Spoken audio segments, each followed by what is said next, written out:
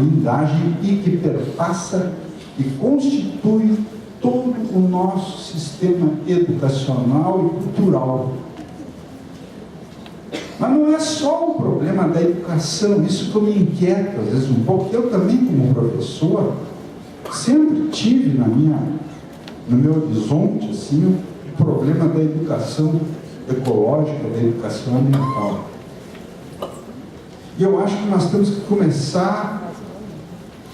Isso vamos dizer, a questão da educação é fundamental, é básico. Agora nós temos que aprofundar mais a nossa reflexão. E eu gostaria de trazer para vocês uma reflexão sobre que o buraco é mais embaixo.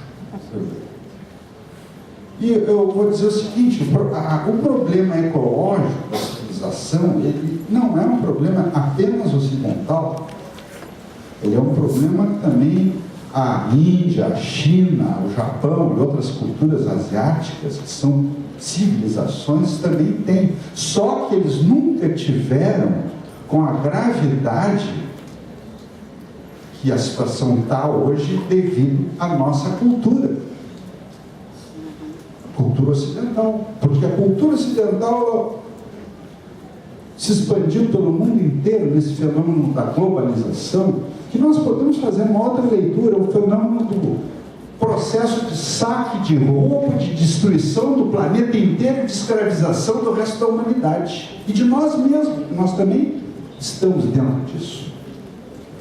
Então eu queria fazer um outro tópico para vocês pensarem um pouco, que é as palavras que o Confúcio disse, que já o Confúcio, naquela época, século V a.C., já estava num processo da civilização chinesa como uma crise.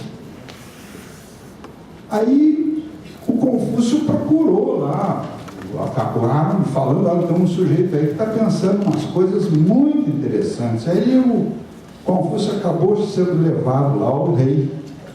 Aí o rei perguntou para ele o que estava acontecendo, qual era o diagnóstico que ele fazia da crise da civilização chinesa. E o Confúcio falou com o rei ficou muito convencido com todo o diagnóstico que ele fez, ele ficou impressionado e estava a fim de mudar as coisas. Aí ele perguntou para o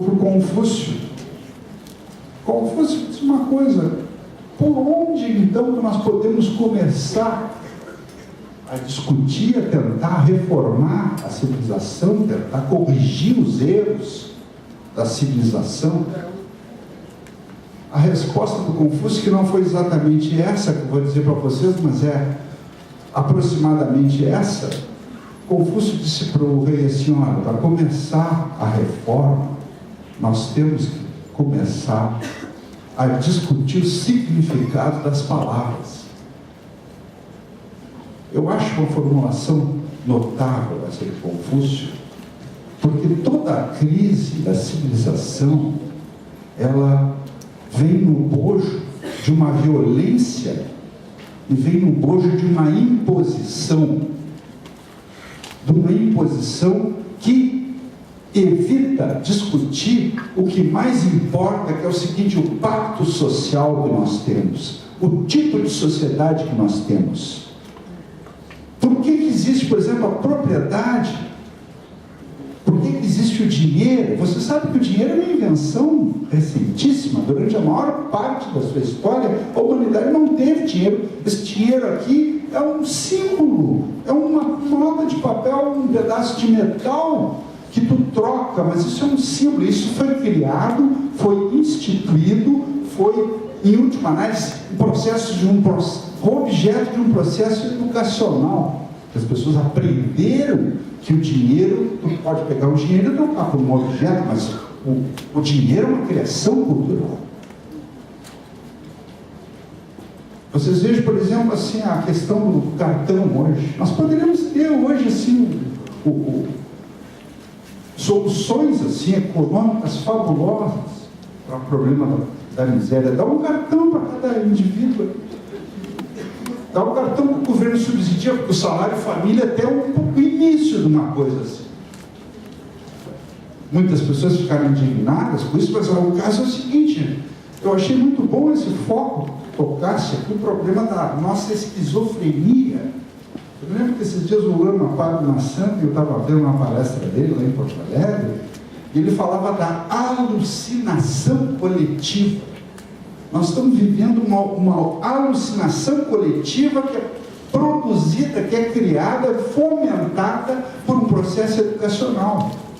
Eu acho o seguinte: nós temos que começar a sair um pouco do nível individual desses problemas têm sido colocados, que eu acho que já temos bastante subsídios em relação a essas dimensões individuais do problema todo ecológico, da educação ecológica. Nós temos que começar a mexer nas regras que regem a nossa sociedade, nós temos que mexer nas nossas constituições, nós temos que mexer nos contratos sociais que regem essa loucura institucionalizada que nós estamos vivendo. Dou um exemplo bem concreto e bem recente para vocês do que eu considero que é loucura. Aliás, o Edgar Morin faz uma pergunta para mim que eu acho marcante, porque você sabe que aquele naturalista sueco Linneu foi a pessoa que classificou o homem como sendo uma espécie que é o Homo sapiens. Só que o Morin diz assim, pergunta, depois de toda essa problemática que nós vivemos hoje, do processo civilizatório, essa caminho suicida, ecocida, etnocida e hominicida, que nós estamos destruindo toda a vida, a cada minuto desaparecem várias espécies. Essa demência que nós vivemos hoje como sendo uma grande maravilha da civilização, o Edgar Morin pergunta assim: Homo sapiens ou Homo demens? E talvez nós estivéssemos mais próximos de reclassificarmos dentro da criação de uma outra forma, do que essa coisa arrogante de julgar que nós somos sapiens, que nós sabemos, que nós temos consciência, que nós temos linguagem, e que isso aí já nos coloca num plano de superioridade em relação aos demais seres vivos. Então eu acho assim que dou um exemplo para vocês que ocorreu no ano passado. O ano ano atrasado, em 2008, quando começou a crise financeira, eu tinha constatado essa crise financeira internacional, eu tinha na minha mente o seguinte painel, assim. Eu participo do movimento ecológico desde 1972. Eu acompanhei a primeira conferência mundial do meio ambiente, que se realizou em Estocolmo, em 72. O Brasil, diga-se de passagem, fazendo um parênteses aqui, fez um papel péssimo no cenário internacional, porque fizeram a conferência do meio ambiente. O Brasil publicou em todos os principais da Europa, jornais da Europa, anúncios dizendo: venham para o Brasil, venham poluir, nós queremos desenvolvimento. Isso foi publicado na imprensa da época, é só vocês procurarem que vocês vão achar. Fechando parênteses. Desde então, os governos, evidentemente que fizeram alguma coisa, a consciência ecológica realmente mudou de uma forma extraordinária.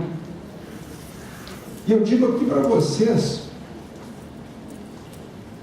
esses tempos eu encontrei com um antigo parente da minha mulher, e nós estávamos numa festa de família e tal, e ele chega para mim assim, e disse: pô, Celso, eu vou te dizer uma coisa que eu nunca te disse. Na época que eu te conheci, isso foi lá para os anos 70, eu achava que tu era um cara fora da casinha. Era que também muitas pessoas consideravam o Lutzenberger, né, louco. Né? Eu mesmo fui testemunho de várias situações assim, que ele foi chamado de louco. E a gente hoje está fazendo um fórum aqui, nessas dimensões, com todo esse monte de pessoas, todo mundo trabalhando, cada um tentando fazer a sua parte, representa que essa loucura realmente está começando a contagiar as pessoas. E nós, assim, hoje estamos numa situação bastante diferente, que representa um avanço quase que inimaginável. Vocês, quando eu olho para a história da minha entidade, da HPAN, quando nós começamos a trabalhar lá, o tipo de situação que existia naquela época e como veio a nossa mensagem, foi sendo difundida, divulgada e acolhida pela sociedade, eu vejo o seguinte: o movimento ecológico, as ideias do movimento ecológico são triunfantes. Nós vencemos os erros, os limites, dos conflitos que nós geramos e que nós vivemos cotidianamente. Enquanto professora universitária, a maioria dos meus colegas deseja sucessos para os alunos que estão sendo formados. Eles são formados na universidade, quando vai no mercado de trabalho, primeiro, não tem emprego. Segundo, quando tem, não é nada disso, daquela teoria que ele aprendeu na universidade para ser aplicada na prática cotidiana dele. Terceiro, ele não sabe lidar com esse conflito, com essa... Então, talvez seja uma forma, uma guinada conceitual, uma guinada política, uma guinada de atitude nossa, tentar também preparar as pessoas para esses momentos de caos, de conflitos, de problemas, né? E também ensinar, e eu digo ensinar e aprender, né? Porque eu também estou falando isso da boca para fora, porque frente ao problema a gente se desespera. Mas fazer do erro uma aprendizagem, fazer do nosso limite o nosso momento de atenção. E quem é daqui da plateia que nunca passou por uma tristeza, e foi naquele momento da tristeza máxima das nossas vidas que a gente suga o pingo de energia que nos resta, e que sobressai, e que se exalta, e que renasce como fênix, a partir da morte da fogueira a gente consegue sobreviver. Então, a minha provocação para os palestrantes é, dentro do contexto que cada um abordou, né? Qual é a mensagem que vocês fazem em relação a esses conflitos?